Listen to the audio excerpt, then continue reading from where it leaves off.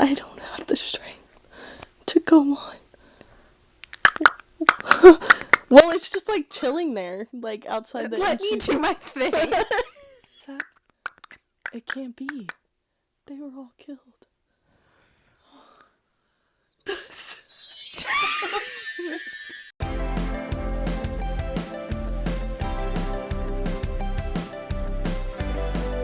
Mouth breathes.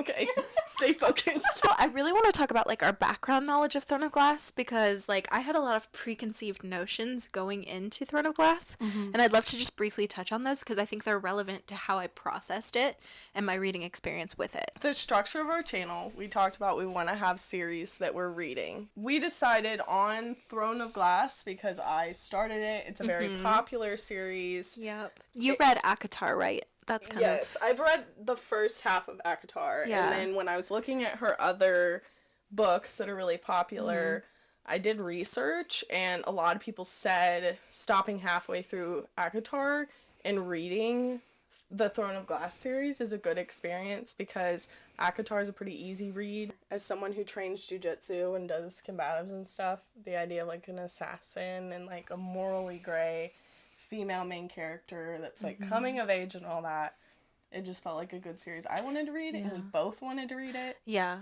People talk about like the pipeline, the romantasy pipeline from like Fourth Wing to Throne of Glass, or like vice versa. So I feel like the pipeline got you.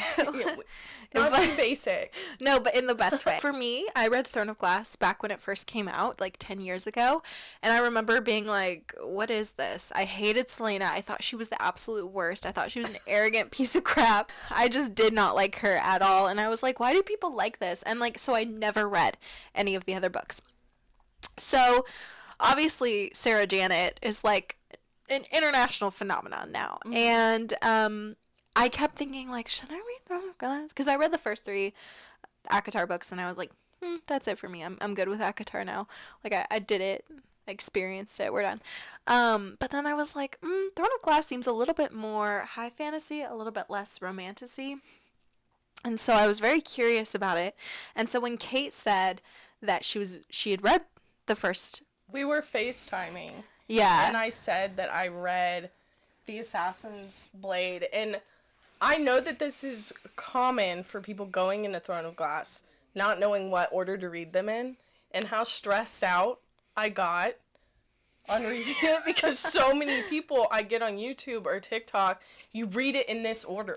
I will die on this hill. And I'm like, but give me the, like, back and forth. Compare apples to apples. Well, the author actually has her official, like, reading order now. And it's not, I don't agree with it, which is hilarious. Yeah. Which, because I know more than the author, right? So, like... Yeah, I've only read Assassin's Blade so far, so I have no idea what I'm talking about, but I have a very strong opinion on it. Well, and then I was telling Kate, like, yeah, I read Throne of Glass, I'm just not really sure about, like, the series as a whole, and she was like, try Assassin's Blade. She was like, read Assassin's Blade, because I really feel like it puts Throne of Glass into context, and... you're going to like Throne of Glass a lot more, and you're going to be a lot more into it if you just start with Assassin's Blade. So I was intrigued, and I read it, and I guess we will go deeper into my thoughts later. For now, I think we can just jump right into the discussion. Yeah. Yeah. Don't come for us in the comments like, you shouldn't have read Assassin's Blade first! Because we didn't know. And if we knew, we probably wouldn't have cared. We're going to go story by story, novella by novella. And I kind of like wrote down like what I really wanted to talk about. And then based on discussions, we've kind of had a little bit of a discussion about it. So we're just going to kind of hit our talking points. Spoiler warning, if you don't want to be spoiled for anything in Assassin's Blade, then you probably shouldn't watch this video. We're not going to go into, I mean, we are going to go into depth. There's going to be spoilers. Yeah. End of the day, we're not summarizing the entire novel, but we are talking about important parts. So the first novella is called The Assassin and the Pirate Lord. Is it really? Mm-hmm. Okay. So The Assassin and I wrote it down. Oh, right on. Look at you being a booktuber. Okay. So the first novella is called The Assassin and the Pirate Lord. And it opens up on she's called a Darlin's assassin. Her name is Selena Sardathian. She's about 16 years old, 17 years old, somewhere in there. And she claims to be the best assassin in the country. Well, she is his... At the beginning of this story, they're at the Assassin's Keep, and she's talking about how she is the heir, supposedly. To this, like, pimp guy? No, we're not there yet. We should explain who Arben is, though. Yeah, well, Arben is the king of assassins, right? Yeah. Yeah, and he's the king of assassins. He runs Assassin's Keep, which is in the area. It's like his network of assassins. And she was taken in by him at some point when she was a kid. So she's been kind of brought up by him. And so we're introduced to the way that she thinks about him. She has debt to him, obviously, but he's taking care of her. And she's the protege, however you say it, an heir. And she talks about that at the beginning, and we learn about Ben's murder, Ben's death, which is the first loss that Selena deals with. And I think Ben is one of the assassins at the keep. The second in command. Yeah, he was Arben, who is the assassin king. Ben was his second in command. So apparently the book or the novella opens with him having a discussion because Ben sort of like got killed under odd circumstances. And so we sort of establish in that scene how Selena, like sort of her arrogance where she thinks she's the best, she thinks that she can like talk back to, you know, this king of assassins, whatever, and how she doesn't really, she's kind of a nonconformist, she doesn't really go with his flow, she's like, I want to know what happened to him, I'm about to go find out what happened to him, and it sort of like is, it's sort of giving us a clue on who she is. And then another character we're introduced to who is important to these novellas is Sam. And in that scene we establish, because Sam grew up with her in the Assassin's Keep, he's about her age, and he is also an assassin, duh. And we learn that Sam is a little bit more marches to the beat of the drum. According to Selena. Yeah. They butt heads a lot. She's like, he's jealous. She's basically feisty and stubborn and does what she wants without a second thought. She has, it seems to be a moral compass that she's going by, even though she's young. She's just doing what feels right in her heart.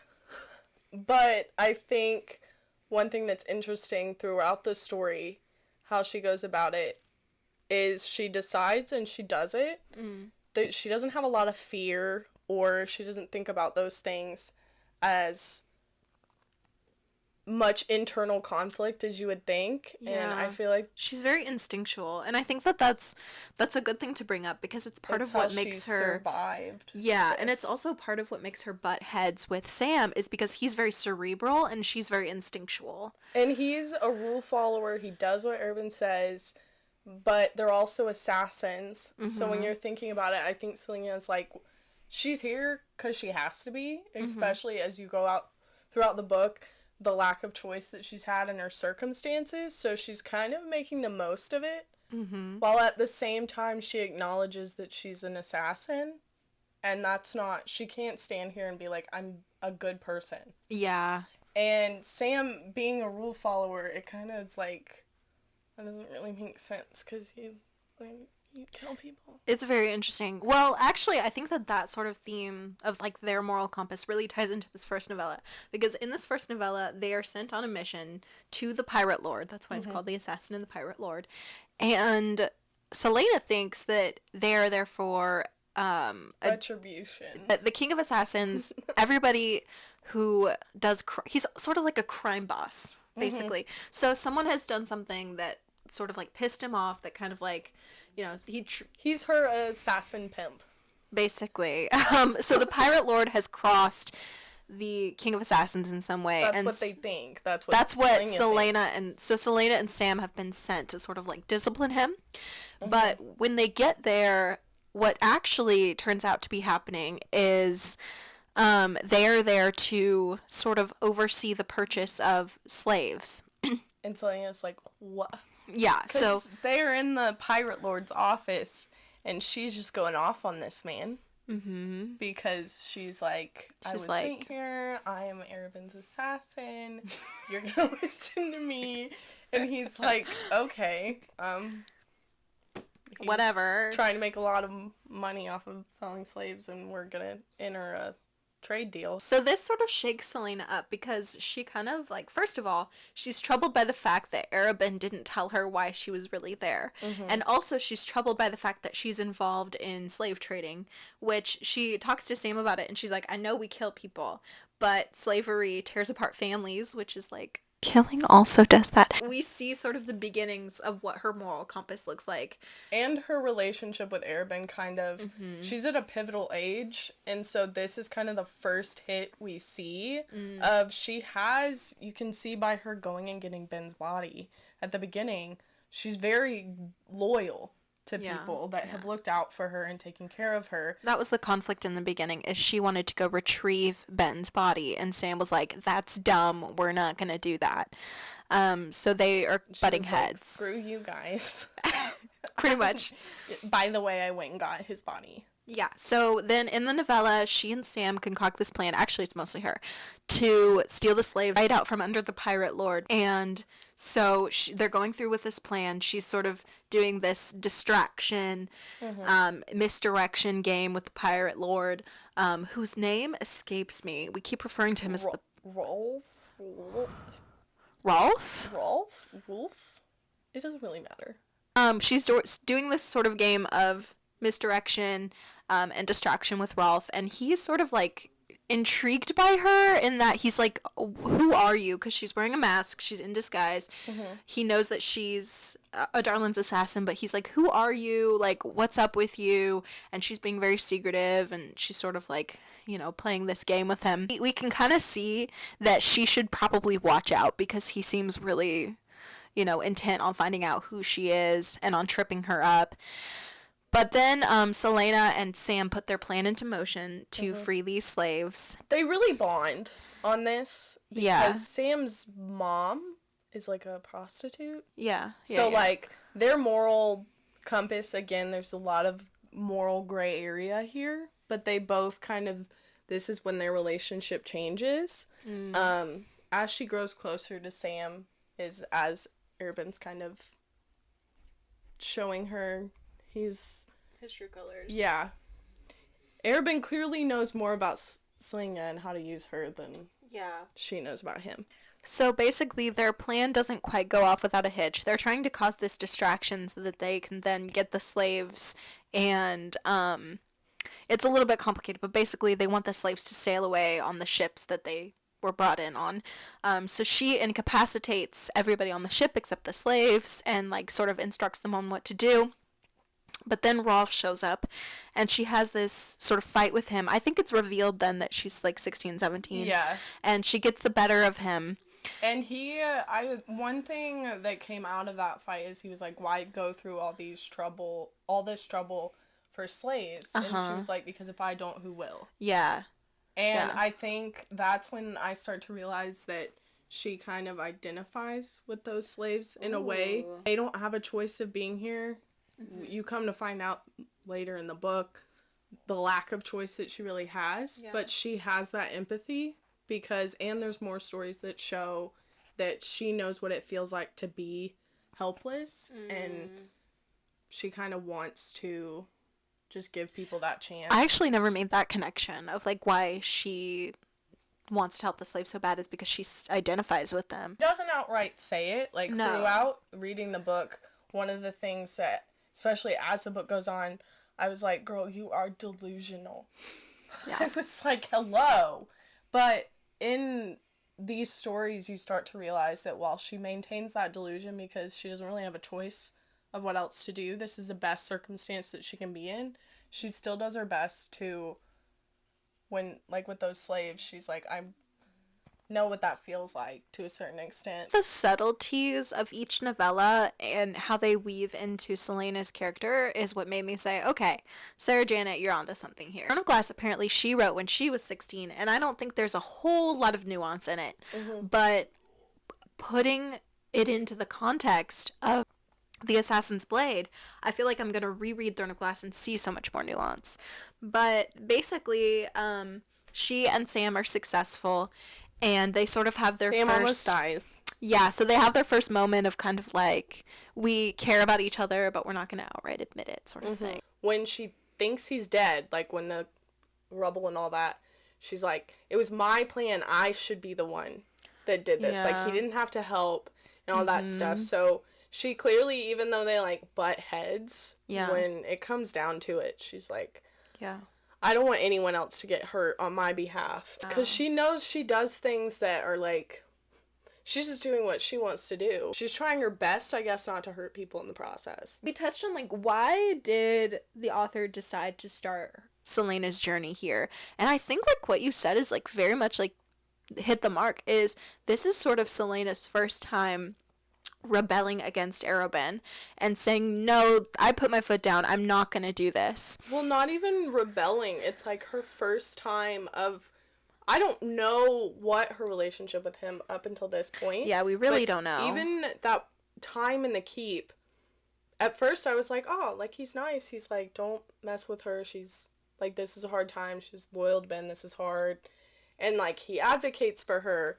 But then him not telling her that it's slavery because he knows her and that she would never go and do that. It's just an interesting... It's... when it starts to make her think as herself, like, not under his hand. Because she's built him up to be this figure and that she can't really see him is in him. Arobynn's assassin. Like, it brings her this empowerment. Yeah, and she can't really see, like, she doesn't really know what he is to her. Even to her mind, he's kind of a mystery to, like, what... I think she purposely also doesn't think about it. Yeah. Because it's, like... delusion. Like, sometimes it's really fun to, like, live in delusion and not think about it. If she thinks about it too much, her circumstances are tough. She has a debt to this man, and she has no choice but to be an assassin. Yeah. But she's his best assassin. Yeah, she is powerless. Power that she has in the situation that she's in, she takes full advantage of. Yeah. And she really steps into that role instead of choosing to see the powerlessness of her situation. Throughout the course of the novel, she's like trying to choose to see herself as powerful, and that's why she comes across as very arrogant. But I think that, like, this whole, like, the reason this is the inciting incident for the arc of these novellas is because her confidence in Arobynn is shaken, her confidence in herself is shaken, because if Arobynn is a good guy, then who is she? Yeah. If Arobynn is a slave trader, then who is she? I wondered if this was intentional. She wears a mask when she goes out into public, and so I wondered if, like, in the second book she doesn't wear a mask, but she's very arrogant. I wondered, like, oh, is it kind of like a parallel to where her arrogance is just another mask? And she tried so hard to be one thing, and now she's going to be another. Something that really shakes her confidence, and is also part of this inciting incident, and it sort of, like, segues into the next story, is that when she comes home, Arobynn is furious with her. Oh, he beats the and living daylight out of her. Punishes her, and she was not expecting this. I think she was expecting it, and so she's not thinking about it. But she knows, she was like, I don't regret it. And she continues to, when we go and segue into the second story, again, she doesn't regret it. And the biggest thing that she thought about was just Sam. Like, she didn't want him to get hurt. The first novella establishes about Celaena that her moral compass is interesting. What with being a killer, but also being against slavery. And that she's kind of an anti-hero in that way.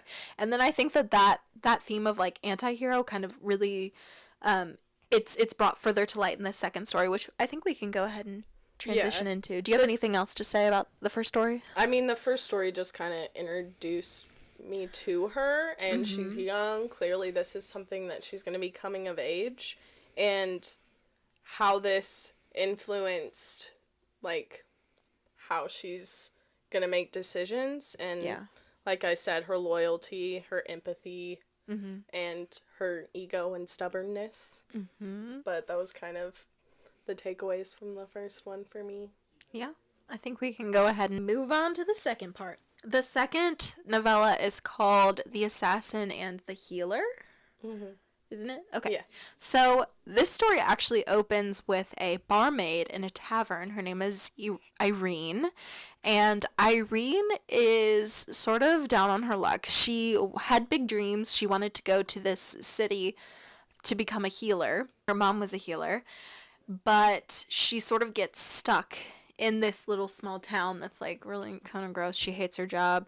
A bartender. Selena is clearly handling the backlash of the Skulls Bay incident very well because she's drinking heavily every night. We actually open, Right? I think, with Selena getting severely punished. So she gets beat within an inch of her life. Unconscious, yeah. Yeah, by Arabin. And the last thing she remembers is Sam, like, threatening Arabin, being like, do not hurt her, I will kill you. And so that's kind of going to be on her mind a little bit while she's away from the Assassin's Keep. So now she is traveling. We know that she's traveling to the desert. We don't really know why yet. We know. What if I just run away? I don't have to do this anymore. So again, like in the first story, her relationship clearly has changed with him and her relationship with the Assassin's Keep.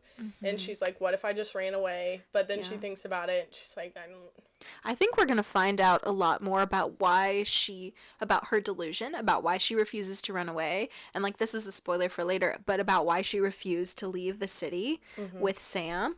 I think we're going to learn more about that as her past is uncovered, because I think it has a lot to do with that. But basically, she's in this tavern. She's clearly looking for a fight. She's wearing all her jewelry, and she's very much like, come at me, I dare you. and she's like, I know that this is stupid and dangerous, but I don't care. Right. I want to, she wants to doesn't fight. feel like herself. Yeah.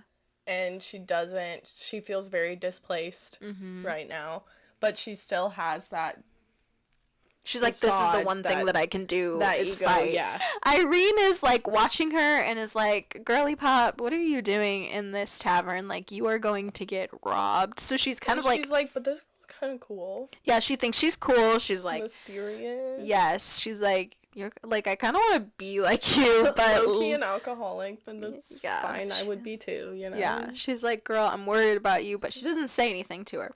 So, we kind of like close that scene knowing two things: that Selena is having a hard time, she's looking for a fight, and that Irene wanted to be a healer, but now she's stuck. And I think this character, one thing that was important from the different perspectives that we're getting, Irene, it's more first introduced to kind of the political structure, kind of the hierarchy of because we find out that the reason that Irene lost her mother, who is a healer, is because magic was purged from the kingdom a while back. Yeah, it was and outlawed. Any magic user was killed. So I guess that includes healers. Yeah. Okay. Well, because healing is magic to be able to heal someone.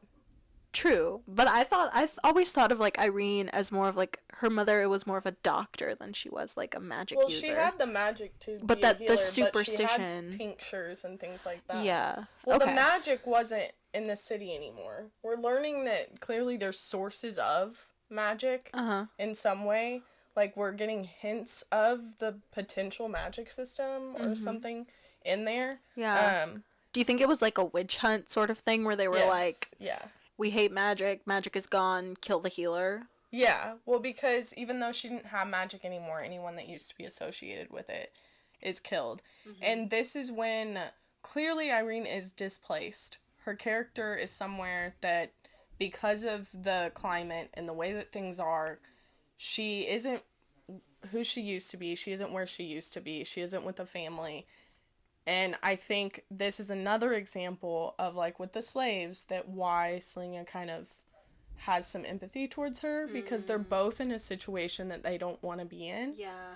There's some bitterness there. There's some... Well, what's crazy is that Irene, like, I feel like she instinctually makes that connection before Selena does. She never really recognizes it. Yeah. Selena's like, I don't know why. And she doesn't... Well, her excuse is kind of like, I want, like, when I see someone in front of me who I know I can help, like, I'll do it, you know? But if I see a woman making those choices yeah as their if she's like, if I see a woman who can't defend herself, I'm gonna try and make sure she defends herself. But I think Irene sees a little bit of herself in Selena but doesn't like fully know it, but I think they see them like themselves in each other. And Irene has the opportunity at the end of the this story, her giving I want her to come back.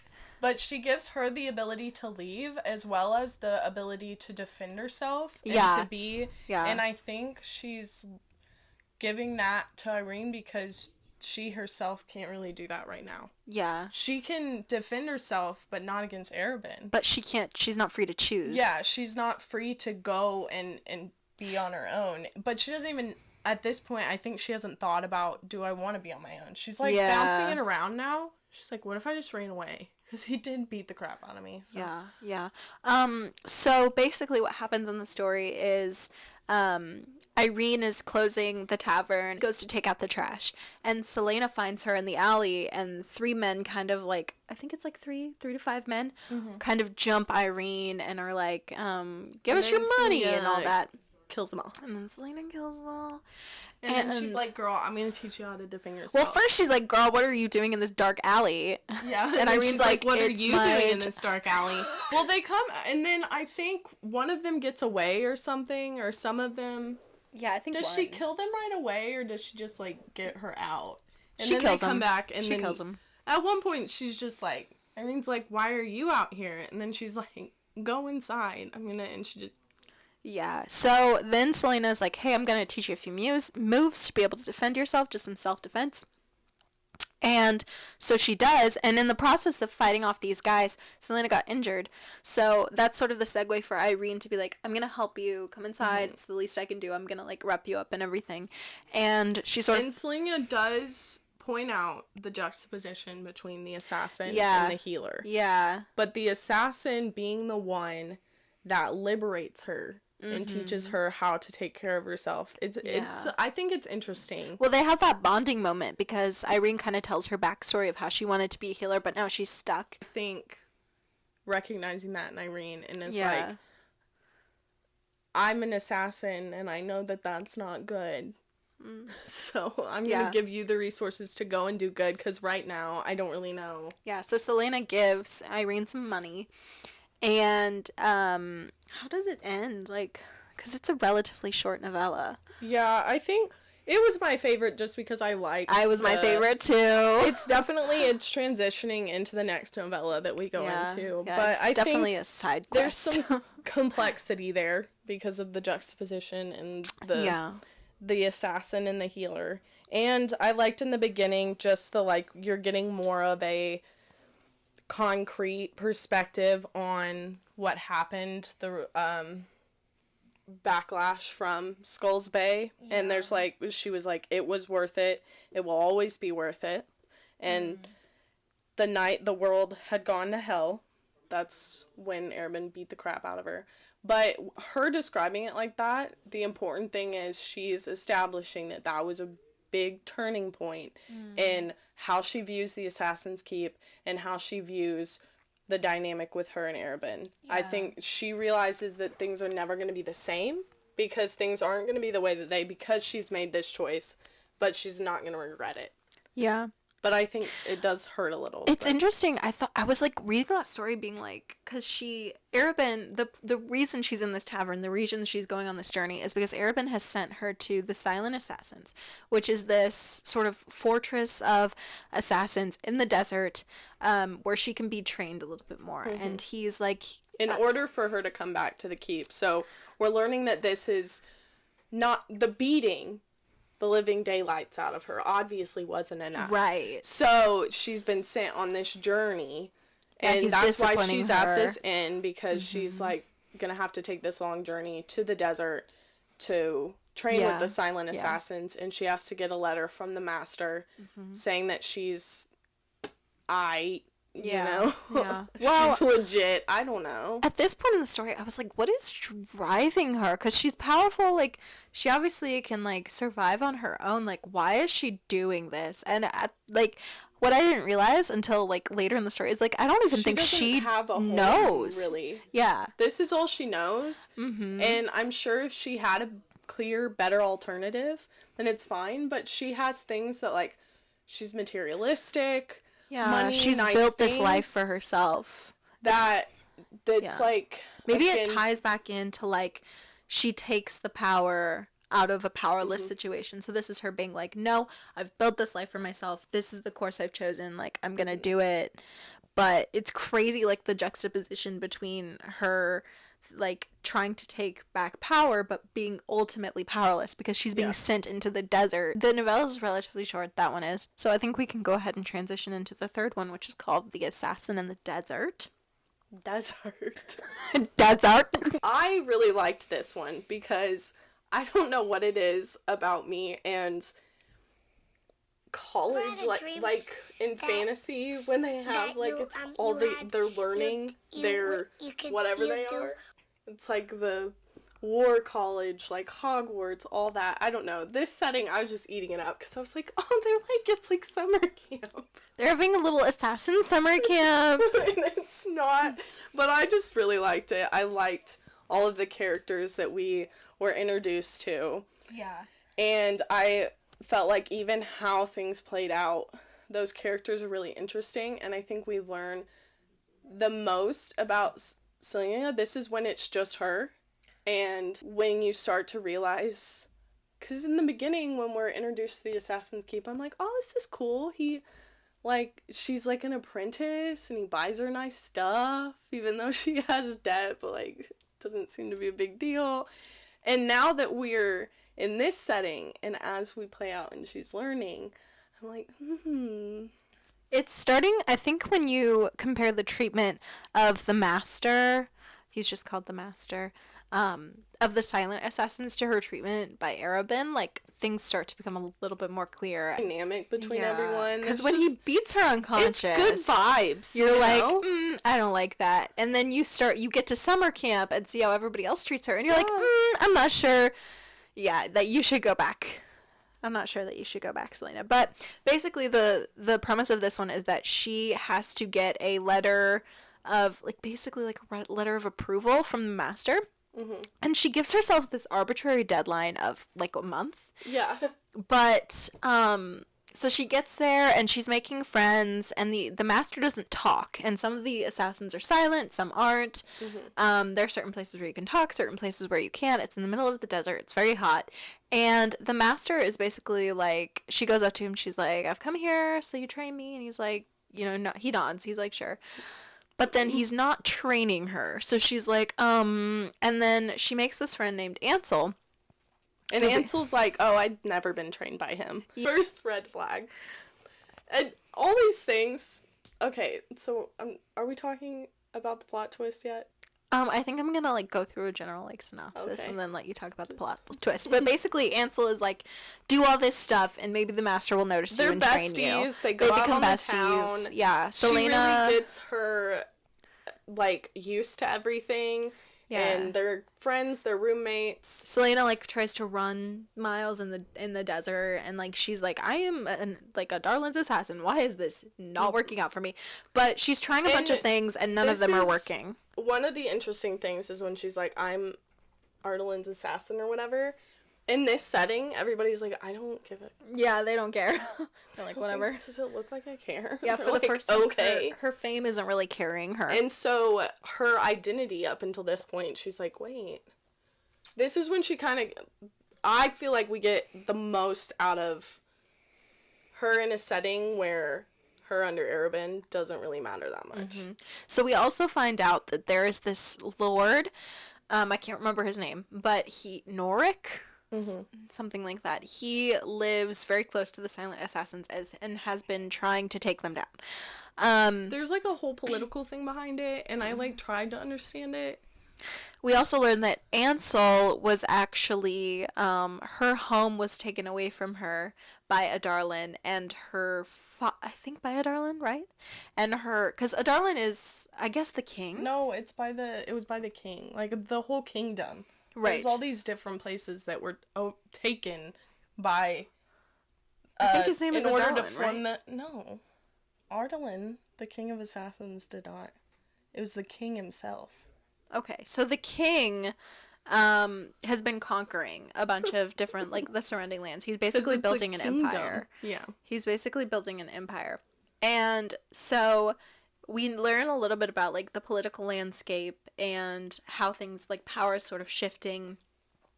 And basically, Ansel, her friend that she makes at the Silent Assassins, has been sort of like a messenger between the master and this lord who's trying to kill the master, basically. Supposedly, she says it like she's trying to, like, lessen the tension. Yeah. Like, negotiate, she's make it like a little better. Diplomat. Yeah. Mm-hmm. And there's something, again, there was, like, some reason why this lord wants the master's head. But I think he wants to bring it to the king. Yeah, to prove, like, his loyalty or something like that, because obviously assassins aren't allowed. And we learn that Ansel's father was a lord of where she's from, and he got she killed. saw him get killed, and has had her life ripped away from her, and is now under the master with the Silent Assassins. Very similar to Selena. Eventually, the master starts training Selena. And he does it because Selena, like, takes the blame for something Ansel did.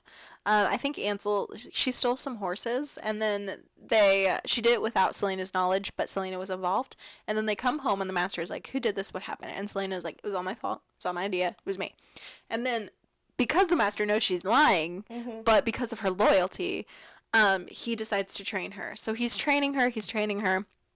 And then one day, Selena and Ansel...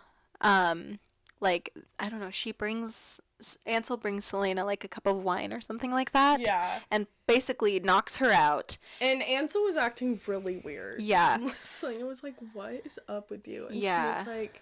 She almost seemed like she was saying goodbye. Yeah, and then she wakes up in the desert. Selena does. With a note from Ansel that was like, the assassin felt like it would be best for... you to leave in this way. And here's your letter of approval. Yeah. Please leave. Dang it. I've been banned from Dave and Buster's. Yeah. She sees the army. Of the Lord who's trying to kill the master. And she's like, She's like, wait a minute. Something's not right here. And then she really starts connecting the dots. And then we connect the dots. And you're like, oh, I'm dumb.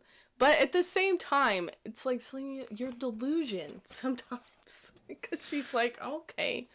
She's like, I guess I better go. I guess Ansel has the authority to send me away. And the fact that Ansel, like, has this, like, suit of armor. She's talking to the Lord. She's never trained with the master. Like, all that stuff. And come to find out, basically, She's been lying. Conspiring. Yeah, so what happened was... Selena notices this army marching towards the Silent Assassins, and she rips open the letter of approval from the master, and it's blank. So what Ansel did was basically showed Selena mercy and tried to get her out of Silent... It was like, she was like, she knew what was going to go down. Mm-hmm. Because Ansel had conspired to keep the gates open of the Silent Assassins, and basically, like, it was a coup. She was, like, allowing the Lord... whatever his name is, to kill the master, to, like, go in and kill all the Silent Assassins. So she was, like, she was a traitor, basically. And Selena learns why later, but basically, I think the reason that Ansel... It was just a seize of power. Well, it was because the Lord said that he would give her the resources to go and, like... Get her land back. Get her... That was stolen from her father. Yeah. And so she's displaced. She's somewhere that she didn't really want to be. She's heartbroken. I mean, her family got murdered by the king. And so her loyalties are just everywhere. And so I think her making this choice was kind of... It's kind of like, I didn't even see the parallel till now, but it's kind of like a parallel to Selena of, like, seizing power in a powerless situation. And that's why... Selena doesn't agree with why she did it, but she doesn't kill her because she's like, I understand. Yeah. So Selena rushes back to the Silent Assassins, and it's pandemonium. People are getting killed left and right. She rushes into the place where the master is, and Ansel has killed her boyfriend, who I guess was just... She had this boyfriend who she was basically just dating in order to be trained by him. Yeah. So it's kind of icky. And then didn't they start, like, seeing each other when she was, like, underage? she was very young. Mm-hmm. And she kind of told Selena, like, it is what it is. Like, this is the only way I could be trained. Selena was like, okay. Selena was like, I don't really feel right about that, but okay. And so we find out that Ansel just killed him, that he never really mattered to her. And you know, he probably groomed her, so I mean, I get it. I didn't get that vibe. Neither did I, but, you know, I can't get myself to hate Ansel through all this, because I think there's so much of a parallel between her and Selena, just slightly different. But the parallel resources. is that I don't think Selena would have done that. I don't think Selena would have killed Selena him. says that, but she also sees how much pain and how much hurt that Ansel's gone in, and she's used that as, like, for anger. Yeah, that's actually one of the themes of the story, is how pain transforms us. And the master is talking about how pain can either make you hate, it can make you, what else did he say? It can make you strong. At the end, because he's talking about Ansel, and, like, Selena, of course, feels very betrayed, and she's like, was she even my friend? And he was like, I think she was. But they both have dealt with a lot of hardships in their life. We don't even fully know what Selena has dealt with.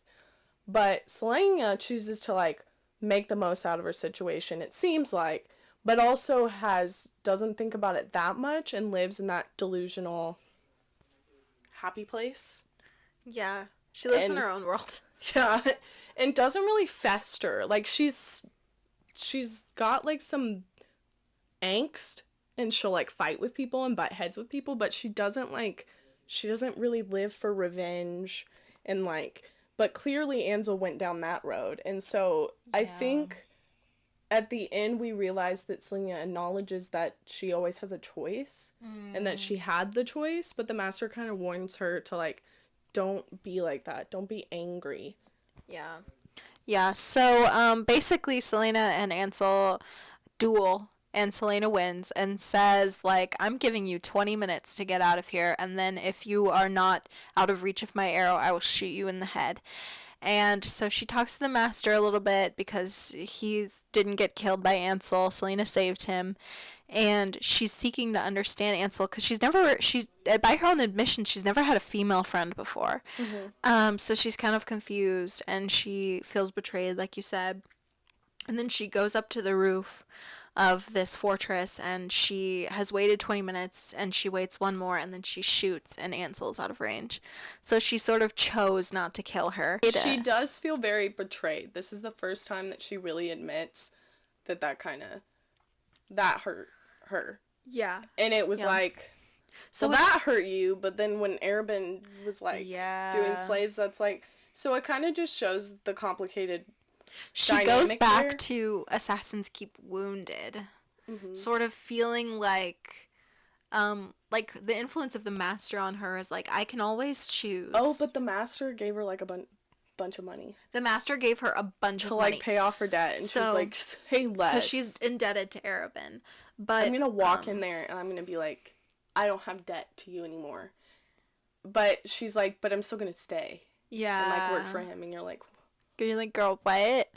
So, she sort of, like, comes away from this experience. I feel like this was her true turning point of the story. Is, like, she just kind of comes away just sort of, like, drawn into herself. And I didn't want her to leave, to be honest. Yeah. I was like, why didn't you even go back to Arabin? And I think the master kind of was like, I know you're going back, but here's this money, so your debt, and you're always welcome here. Yeah. And I was like, cool, like, go pay off your debt and go back. But I think clearly she, again, is living on that delusion of, if I pay off my debt and I stay with Arabin, like, it's gonna be, like, a happy family. Yeah, I think she kind of has this delusion that she's like, okay, I haven't quite made it in his eyes, but, like, once I pay off my debt and once I get this letter of approval from the master, I will have made it, and I will be my own person. Like, obviously, there's, like, a few things that we don't agree on, like the fact that people can be property, but it's, like, just a small little thing.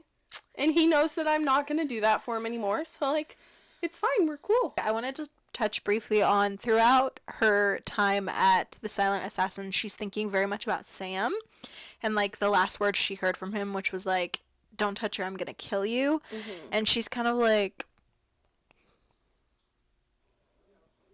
and she turns down this one guy. And she's like, I miss him. Yeah, yeah. She turns down this one guy she meets. I wish I could tell Sam about this. Yeah. Because I think in the, they clearly had a little bit of time before she was sent off that they were close, maybe? I don't know. I think it's when she comes back that she's like, oh, hey, we don't hate each other anymore. Maybe this was intentional. Maybe this is a legitimate criticism, but I feel like their relationship was a little bit, like, I don't know. I never fully bought into it because they were rivals for so long, and that's always how Selena saw him, but they also had that bond of growing up together, and of shared experience. So I think what sort of, like, changed her mind about Sam was his loyalty to her when in the first story when he helps her free the slaves. And then what makes her like start to be like, oh my gosh, like I might have feelings for him is when he is like trying to defend her when Arabin is beating her senseless. So then when she's coming back, and we can probably go ahead and transition into the fourth story, but first I'm gonna take a long slow story. Of water.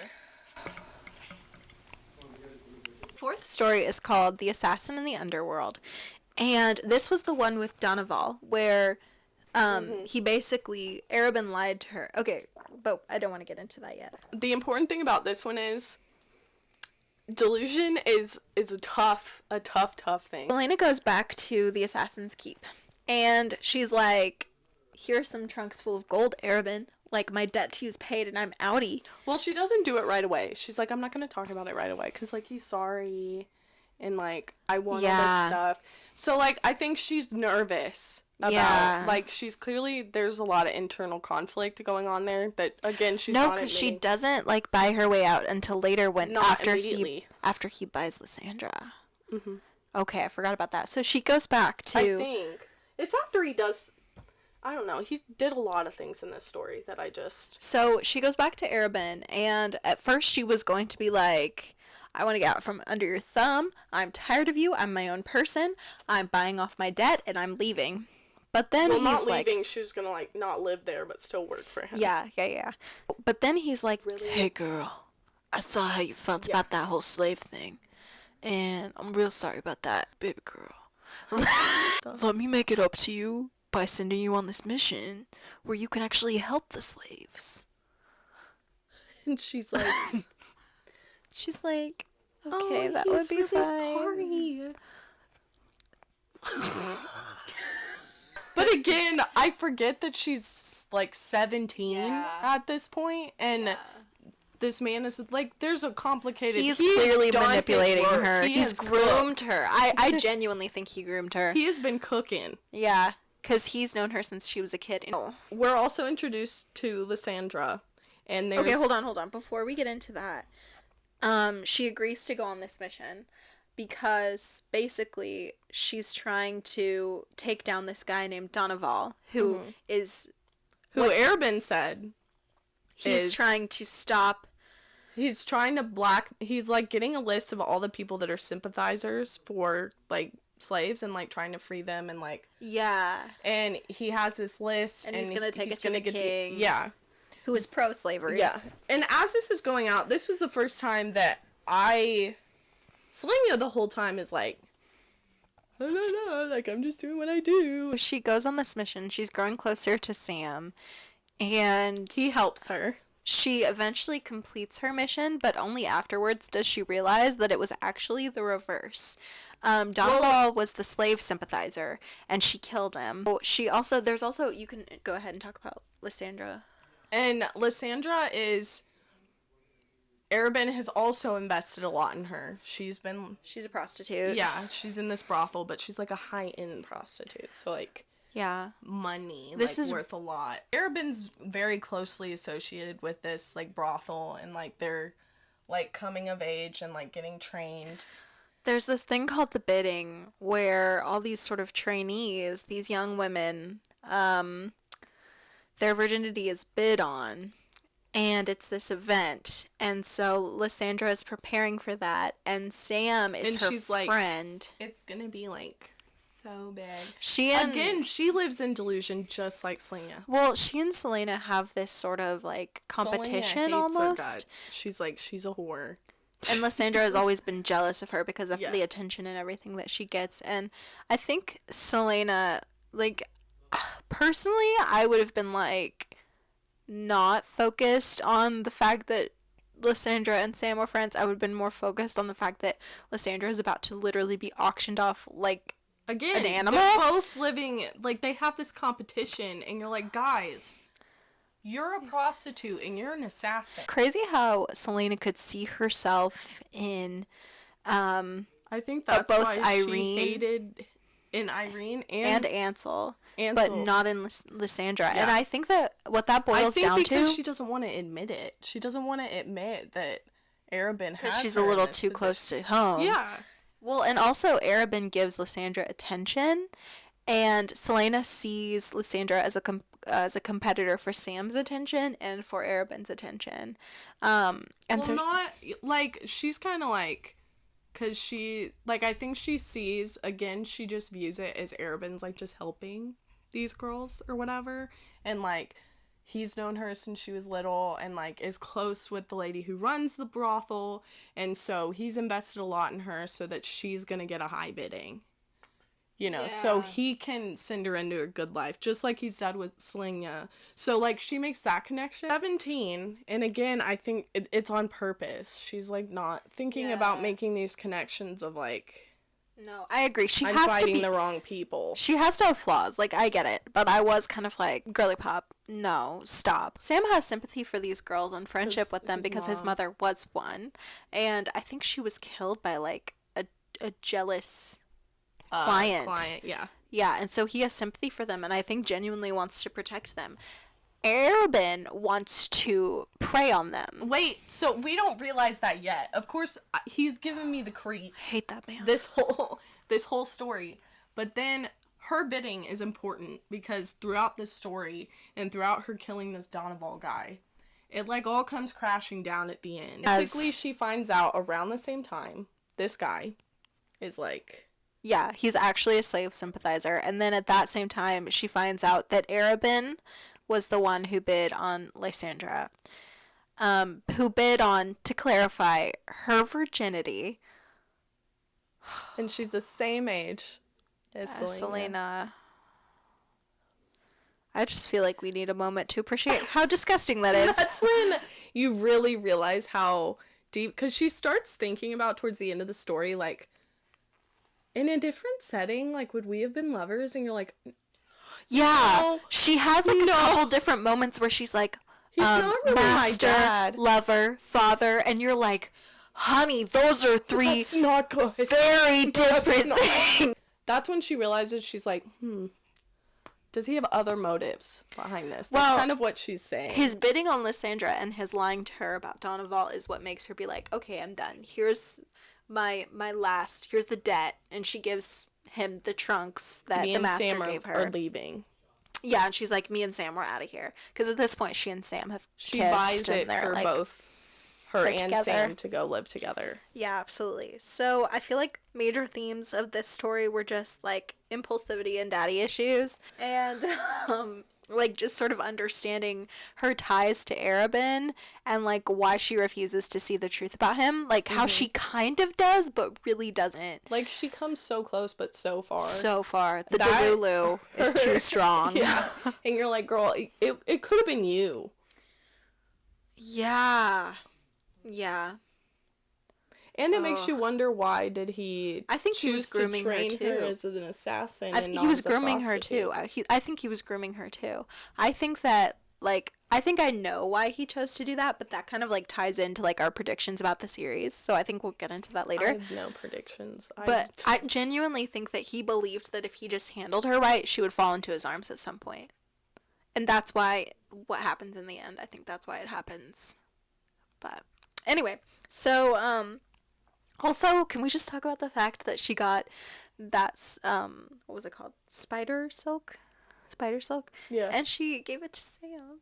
How you think she's gonna, like, hoard it for herself, but and she actually... puts it in their cool knife suits. So she and Sam get these cool like assassin suits that have like hidden knives and things. And in her previous adventure in the desert, she had gotten a hold of this square of spider silk, which we learn is like very durable, very valuable. It's about yay big. And she says that it's worth like what, 10 horses or something like that. Ounce. That's very valuable. And we think, oh, okay, she's just gonna like put it away somewhere. Or like just keep it as like a keepsake because she loves pretty things. She loves luxury. Yes. And what she actually does is have the spider silk that's also like very much like unpenetrable. She has it sewn in to Sam's suit, and it actually saves his life. And like I felt like that moment Once. kind of what? Saves his life once. That's too soon. I think that's a little bit too soon. I think that's what made me like be like, okay, this is a character I want to follow. Yeah. Because it's a lot of books. I do wonder though, we can into the last story. Yeah, we can go ahead and transition. The thing about this is I'm not a smut girly at all. But I do think it is significant that even though they lived together for months, she never felt right about doing, because she's never lost that part of herself. But I think in the way that she maintains herself and still wants to have those luxuries, and the way that she takes care of herself, like kind of shows, I think, how difficult this like back and forth in how she views Arabin is, because I do genuinely think she loves Sam, but I don't know if it's out of, because, I mean, she's had Arabin, who clearly is... Yeah. That's something to explore. I think we can go ahead and transition into the fifth novella and final novella, which is called The Assassin and the Empire. So the premise of this one is Selena and Sam are living on their own. They have left Arabin, and he comes to them, and he's like, trying to win Selena back, but... Sam wants to leave the city, and Selena is, like, not into it. Obviously, because Arabin has kind of blacklisted them. So in order for them to get work, they would have to leave. But she doesn't want to leave.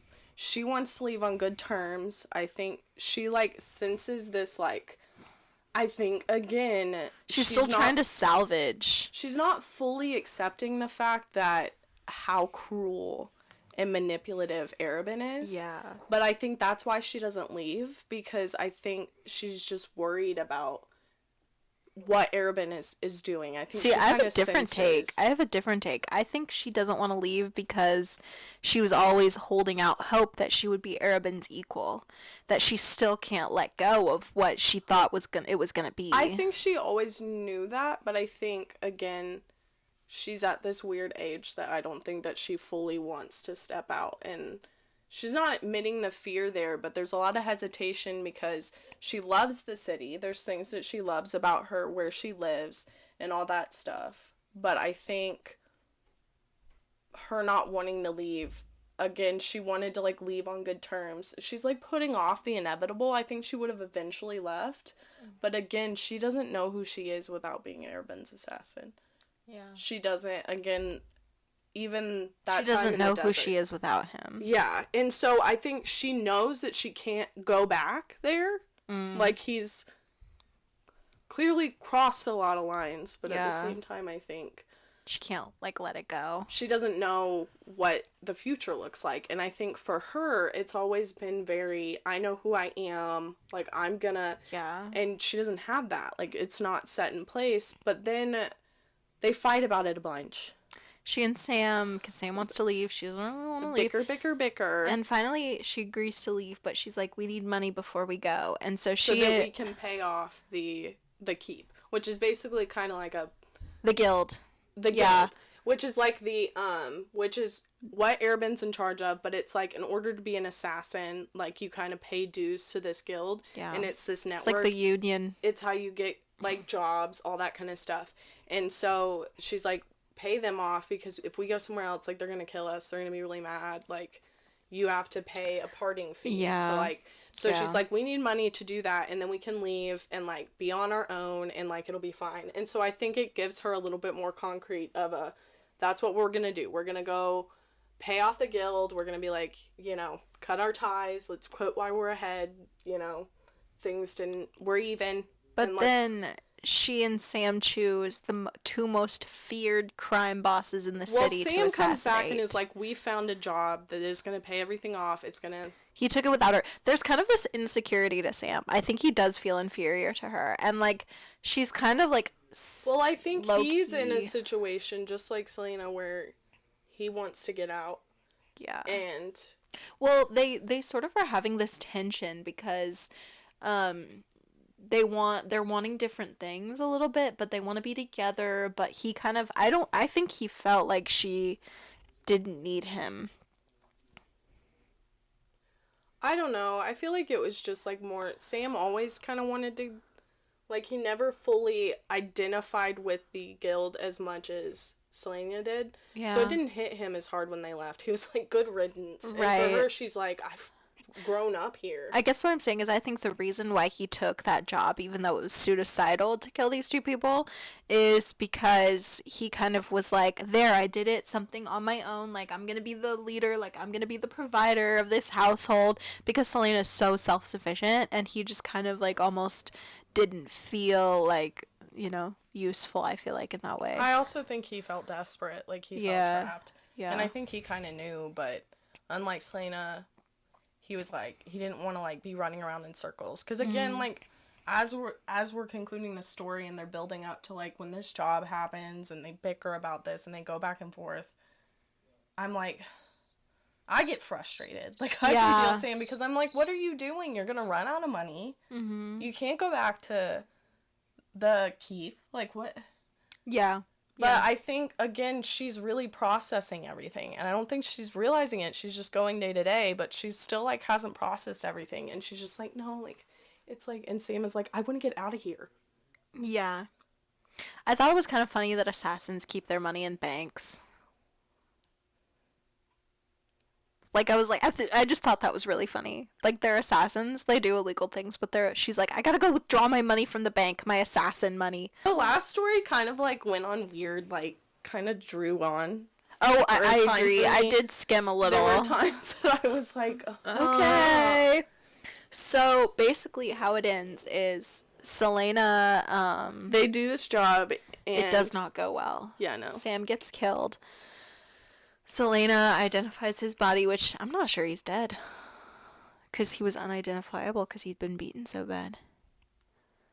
I'm convinced, like, he's going to come back later in the series. He gets killed, and Selena's like, I'm going to kill the man who killed Sam. And so she goes to kill him, but it's an ambush, and she was set up. And she kills him. Mm. That was the whole plan. Because it's like the two in command. It's like the first guy and the second in bosses. She kills the one so the other can take power. One. Yeah, that was the whole... He was conspiring with Arabin the whole time. Yeah, and she doesn't suspect Arabin, even as she's like, she thinks Arabin's gonna save her. Yeah, it's actually really painful to read. Like, he's gonna come. I know, like, he's planning. Like, he's... Yeah. Because, so like, when Sam died, Arabin was like, we found him. Like, I'm so sorry. We have him. He's dead. And then he, like, talks outside her door about, like, planning. And she, like, gets out. And then the bodyguard, I think. That was when the bodyguard was like... No, that was before Dawn of All that his... It was two different bodyguards. Well, somebody was like, girl, don't go there. He, like said something about, like, it's not, like, what you think or whatever. And she was like... But she knocked him out. she didn't listen to him. Because at that point, her impulsivity had taken over. The Delulu had taken over her body.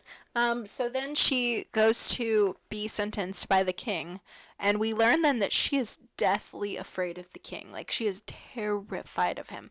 And he sentences her to the salt mines to be, like, basically an indentured servant. But not indentured. Yeah.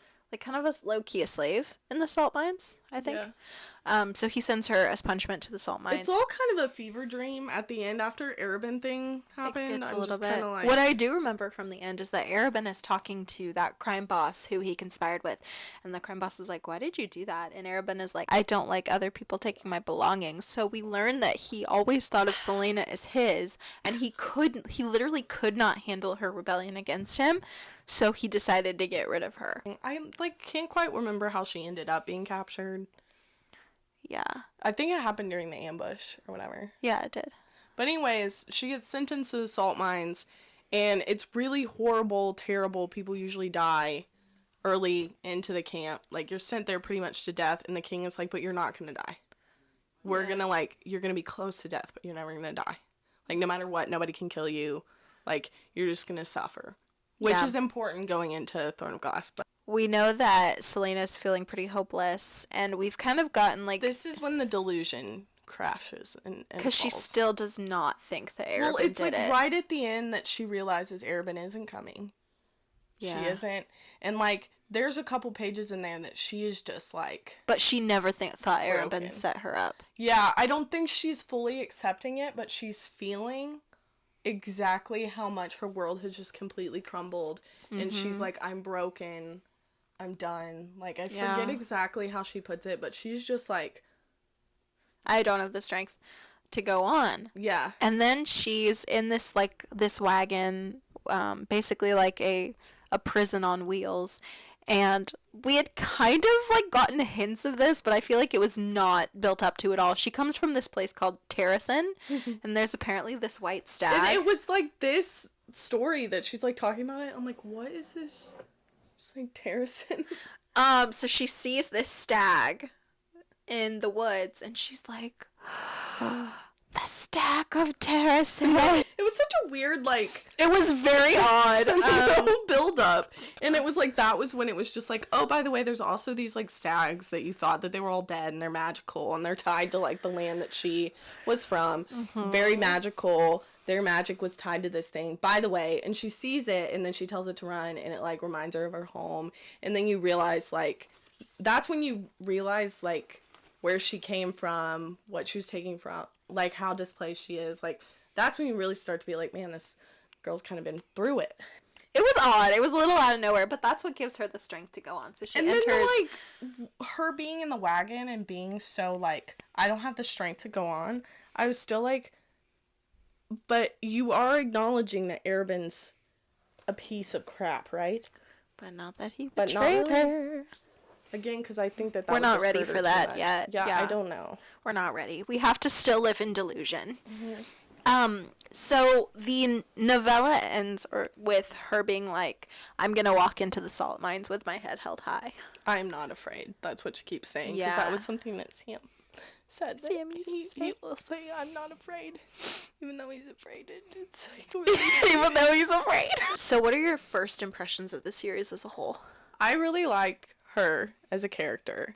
There were, from reading ACOTAR, or however people say it, there were some things about Feyre that really annoyed me. There was, like, lack of consistency with her characterization. Like she mopes a lot. Yeah, that's all she does.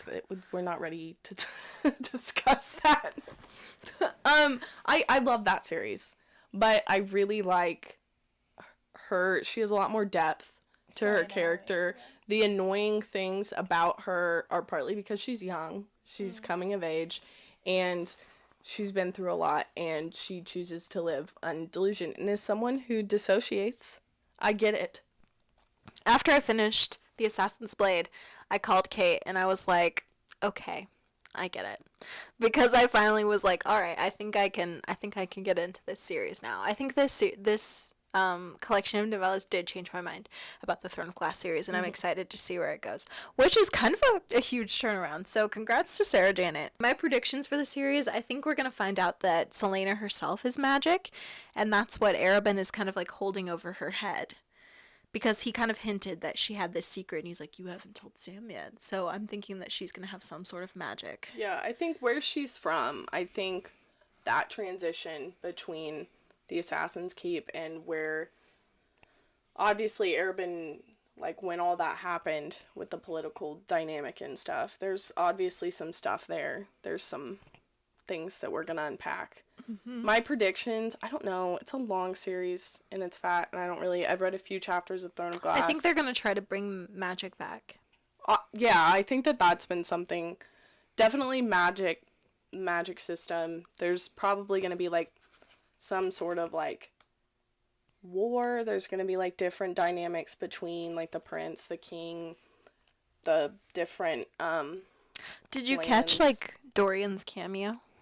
Because I read Throne of Glass, so I know who Dorian is.